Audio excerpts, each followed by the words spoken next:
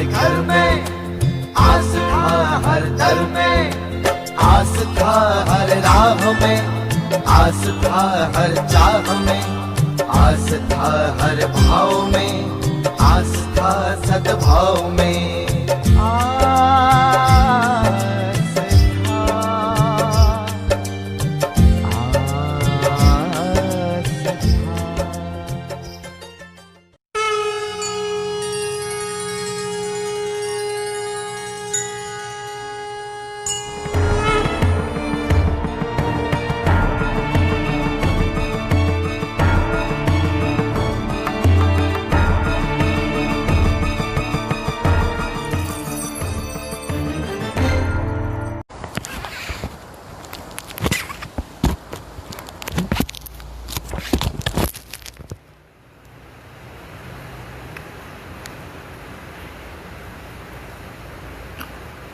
नारायणं नमस्कृत्य नरं चैव नरोत्तमं देवीं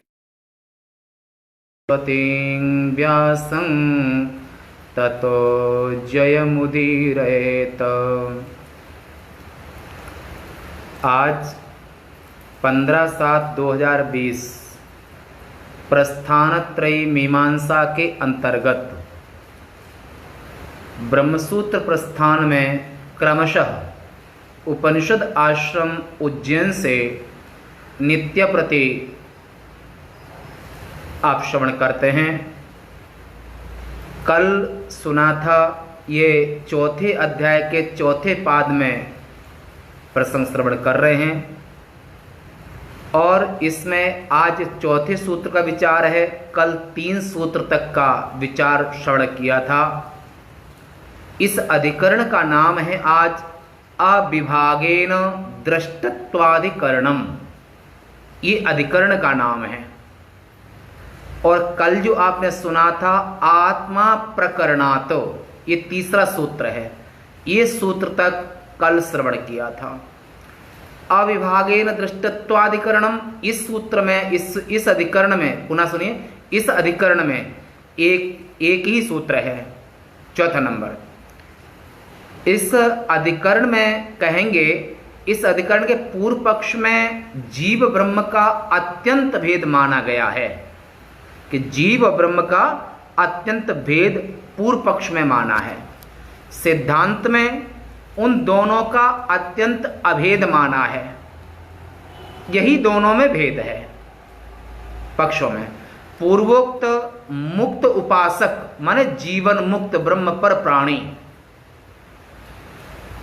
आत्म साक्षात्कारवंत, पहले में हम सुना था और विवेक चूड़ामणि में भी आचार्य शंकर ने इस बात को कहा है कि अत्यंत वैराग्यवतः समाधि समाहितस्यैव दृढ़ प्रबोध प्रबुद्ध तत्व से ही बंध मुक्ति मुक्तात्मनो नित्य सुखानुभूति। मुक्तात्मा को नित्य आत्म अनुभव की सुखानुभूति होती है। और ऐसे जो मुक्त पुरुष होते हैं, उन मुक्त पुरुषों में और ब्रह्म में कोई भेद नहीं होता है। तो पूर्व मुक्त उपासक इस अधिकरण का विचारणीय विषय है। वह मुक्त पुरुष क्या ब्रह्म से अभिन्न रूप में रहता है अथवा भिन्न रूप में, ये प्रश्न यहां पर है। इस प्रकार का संशय उत्पन्न होने पर पूर्व पक्ष ज्योति ज्योति उपसंपद्यते, इस श्रुतिवाक्य को उठा करके ज्योति उपसंपद्यते, वो ज्योति को पदगमने धातु है, ज्योति स्वरूप को प्राप्त होता है। संपद्य ज्योति रूप संपद्य इत्यादि वाक्य में कर्म कर्तृत्व की अभिव्यक्ति होती है और वह अभिव्यक्ति उपास्य उपासक का भेद मानने पर ही चरितार्थ होगी, ऐसा पूर्व पक्ष ने कहा। अभेद मानने पर चरितार्थ नहीं हो सकती है। सिद्धांत में इसका उत्तर देते हैं। सिद्धांत में कहते हैं सूत्र संख्या चौथे अध्याय के चौथे पाद के चौथा सूत्र है अविभागेन दृष्टत्वात्, अविभागेन दृष्टत्वात् पदच्छेद होगा अविभागेन तृतीया एक वचन, दृष्टत्वात् पंचमी एक वचन, दो पद है इसमें। व्याख्या में अविभागेन यानी कि निरतिशयानंद ब्रह्मात्मना, जो सातिशय आनंद नहीं है, जो निरतिशय आनंद है, और निरतिशय आनंद केवल ब्रह्म के साथ होने पर ही हो सकता है। संसार में व्यक्ति नाना तरह के स्त्रियन्न पानादि विचित्र भोगे, नाना तरह के भोग विलास जन्य आनंद को एहसास करता है, परंतु इंद्रिय और विषय के संसर्ग से जन्य जो आनंद होता है वो सातिशय आनंद होता है, समाप्ति वाला आनंद होता है, और निरतिशय आनंद होता है वो कभी समाप्त नहीं होता है। अविभागेन यानी कि निरतिशय आनंद ब्रह्मात्मना, निरतिशय आनंद ब्रह्मात्मना, ये बात कही। मुक्तः अवतिष्ठते, ऐसा मुक्त पुरुष ऐसे अभिन्न स्वरूप में अपरोक्ष करके ही इस संसार में जब तक देह रहता है तब तक ही उसका बंधन होता है, और यावत न विमोक्षे तावत न संपद्यते, छांदोग्य श्रुति में, जब तक उसका देह नहीं छूटता है तब तक वो संसार प्राकृत प्राणी की तरह खाना होता है, परंतु जब उसका देह छूटता है तो देह छूटने के बाद वो ब्रह्म स्वरूप को प्राप्त होता है। तो ये यहाँ पर दृष्टत्वात् मन दिखाई देता है। कैसे? ब्रह्मैव ब्रह्माप्येति, जो ब्रह्म एव सन, सन प्रत्यय यहां पर आता है तो वर्तमान अर्थ का द्योतक होता है, ये वर्तमान अर्थ को बताता है सन प्रत्यय, माने ब्रह्म एव, ब्रह्म स्वरूप होकर के, ब्रह्म स्वरूप से स्थित होते हुए, ब्रह्म स्वरूप से अपने आप को स्थित करते हुए। श्रीमद् भागवत महापुराण में 12वें स्कंद में आपने परीक्षित के मुख से ये बात सुनी है, जब सुखदेव भगवान ने पूछा कि राजन अभी जब पहले मिले और जिस कथा पूरी होने के बाद में इस समय तुमको तक्षक का भय है या नहीं, तो परीक्षित महाराज कहते हैं कि अहम ब्रह्म परम धाम। पहले परीक्षित का भय था, मरने का, डसने का भय था, और 7वें दिन 12वें स्कंद में कहते हैं कि अहम ब्रह्म परम धाम, मैं पर ब्रह्म स्वरूप हूं, ब्रह्माहम परमम पदम, जो समष्टि सत्ता है, सत्य सत्ता है, चिदघन सत्ता है, आनंद घन आनंद स्वरूपता, तो वहां पर सातिशय आनंद नहीं है, वहां पर निरतिशय आनंद है। ब्रह्मानंद सदा लवलीना देखत बालक बहुकालीना, क्षणार्धं न तिष्ठन्ति ब्रह्माद्या सनकादया, जो सिद्ध पुरुष हैं, ब्रह्मा सनकादिक जो मुक्त पुरुष हैं, जो ब्रह्मनिष्ठ हैं, तो वो एक क्षण के लिए भी दृष्टि ब्रह्ममयी बिना, ब्रह्माकार वृत्ति के बिना एक पल के लिए भी उनका मन नहीं रहता है। उनका मन ब्रह्माकार भये तिनके मन, मुक्त भये छूटे भव बंधन, उनका मन सदैव ब्रह्माकार होता है, ब्रह्म स्वरूप में होता है। तो सन प्रत्यय वर्तमान अर्थ का द्योतक होता है। तो ब्रह्म एव सन ब्रह्माप्येति, एति गच्छति, इण गतो धातु इस जगह पर है, माने वो ब्रह्म स्वरूप को ही, ये बृहदारण्य उपनिषद के 4-4-6 का है, और इसी को आप सामवेद के छांदोग्य उपनिषद के 6-8-7 में भी देख सकते हैं, जहां पर पिता ने अपने पुत्र को इसी विद्या को, इसी ब्रह्म विद्या का उपदेश, तत्त्वमसि महावाक्य का उपदेश श्वेत केतु के प्रति 9 बार किया। तो ये 6-8-7 में तत्त्वमसि, तत्सत्यम स आत्मा, जो संपूर्ण ब्रह्मांड में जो सत्य है, संपूर्ण ब्रह्मांड में चेतन है, संपूर्ण ब्रह्मांड का, ब्रह्मांड में जो आनंद है वही जो है, हे पुत्र, वही त्वम असि। त्वम असि मध्यम पुरुष का रूप है। हे पुत्र, वही तुम हो। तो यानी कि सत्य जो है वो सत्य ही व्यष्टि देह में, माने जीव भी, जीव सत्य स्वरूप है, सत्य दृक्, सत्य आत्मा, सत्य स्वरूप, ये जीव भी सत्य स्वरूप है। और छांदोग्य श्रुति में कहा है तत्सत्यम स आत्मा। जो तत्व माने वह है संपूर्ण ब्रह्मांड में, माने ब्रह्म सत्य स्वरूप है, ब्रह्म चिद स्वरूप है। और इसी को चिति स्वतंत्रा विश्व सिद्ध हेतु, वो चेतन स्वरूप है और उसको चिद शक्ति भी कहते हैं। और उस वही चिद शक्ति संपूर्ण ब्रह्मांड में वो चिद शक्ति ही संपूर्ण ब्रह्मांड में जीव रूपेण प्राविशत इति श्रुति। तो ये तत्वमसि आदिक महावाक्य के द्वारा भी, यानी 6, 8 और 7 ये छांदोग्य उपनिषद है, इत्यादि श्रुतिषु अभेदस्य एव दृष्टत्वात्, ये बृहदारण्य और छांदोग्य दोनों श्रुतियों में जो मुक्त पुरुष वो ब्रह्म स्वरूप ही होता है। और आपने अन्य उपनिषद में ब्रह्मविद ब्रह्म ही भवति, ब्रह्मवेत्ता मुक्त पुरुष और ब्रह्मनिष्ठ वो चलता फिरता ब्रह्म होता है। कैसे? पश्यन स्पर्शन जिघ्रन अस्तन गच्छन स्वपन सुषन प्रलपन विसर्जन ग्रहणन उन्विषन निविशन नपे इंद्रियाणि इंद्रियार्थेषु वर्तन्त इति धारयन। माने इंद्रिया माने माया का सत रज तम, और वो अपने कार्य में सत गुण में वर्त रहे, गुणा गुणेषु वर्तन्त।